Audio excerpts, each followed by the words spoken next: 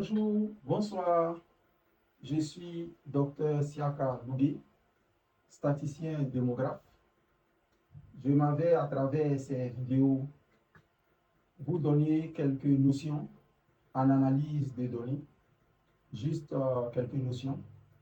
J'espère que vous pourrez tirer profit de ces vidéos. Et donc, je vais commencer par l'analyse descriptive. Et là, nous allons parler dans cette vidéo de l'analyse univariée. Qu'est-ce que l'analyse univariée?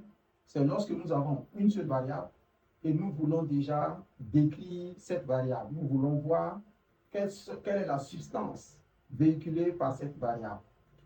Et donc, bien entendu, il y a deux cas de figure. Le premier cas, c'est que la variable est catégorielle ou qualitative. Exemple, le genre, masculin, féminin. Exemple, la couleur blanche, la couleur noire. Et il y a aussi le cas de figure où la variable est numérique. Comme exemple, le salaire, le poids, 10 kg, 15 kg, 30 kg, ainsi de suite. Et donc, lorsque nous avons une variable qui est catégorielle, encore appelée qualitative, qu'est-ce que nous pouvons faire? Nous pouvons faire un diagramme en barre, nous pouvons faire un diagramme circulaire. Bien entendu, il y a sûrement d'autres types de diagrammes que l'on pourrait faire. Mais de façon générale, ces deux types de diagrammes sont déjà pas mal. Nous pouvons aussi calculer les fréquences, 20%, 30%, 40% concernant cette variable qualitative. Pour aller plus loin, nous pouvons regarder si un grand nombre de cellules ont des valeurs attendues inférieures à 5. En d'autres termes, si les fréquences sont affectées par des petits nombres, par des petits chiffres.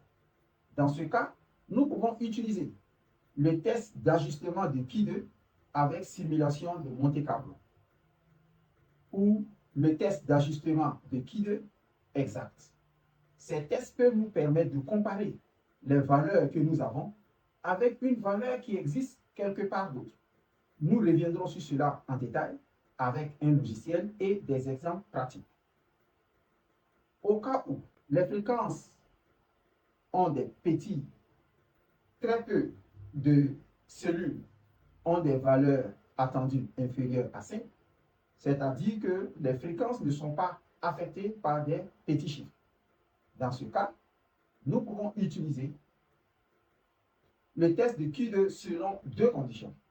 Si la variable catégorielle a plus de deux catégories, dans ce cas, nous allons utiliser un test d'ajustement de Q2.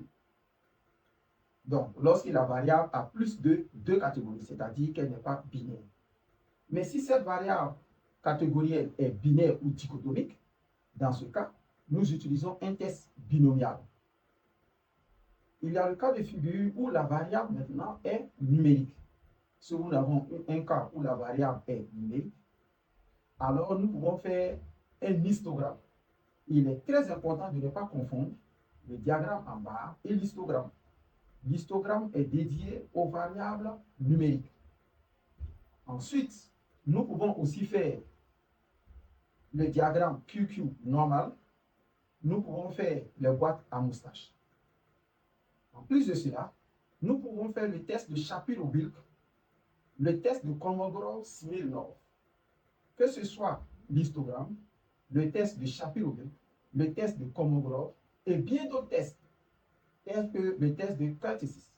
Tous ces tests peuvent nous permettre de vérifier si la variable numérique est normalement distribuée ou pas.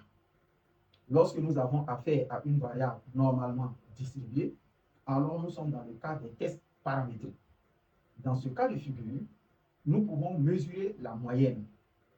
Et lorsque nous utilisons la moyenne, il faut toujours calculer aussi l'écart type ou l'intervalle de confiance. En plus de cela, nous pouvons utiliser un test de student ou un test T à un échantillon.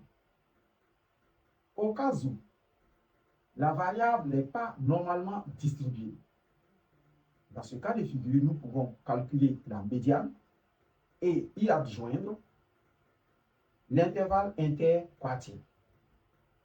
Et dans ce cas de figure, nous pouvons utiliser le test de médiane à un échantillon.